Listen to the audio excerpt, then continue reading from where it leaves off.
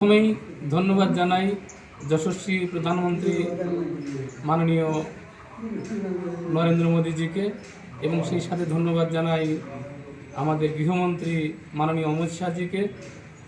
তারপর ধন্যবাদ জানাই আমাদের জীবন্ত দেবতা গৌতম দাকে, যার কৃপায় এই সার্টিফিকেট পেয়েছি এবং এই এলাকার বহু লোক সার্টিফিকেট পাচ্ছে।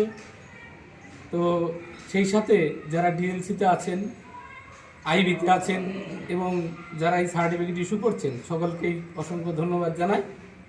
আর পূর্ববঙ্গে অন্তত যাদের জন্ম তাদের কাছে বলি, আপনারা আর দেরি না করে তাড়াতাড়ি সিএতে অ্যাপ্লিকেশন করুন, সার্টিফিকেট পান এবং নিশ্চিন্তে থাকুন।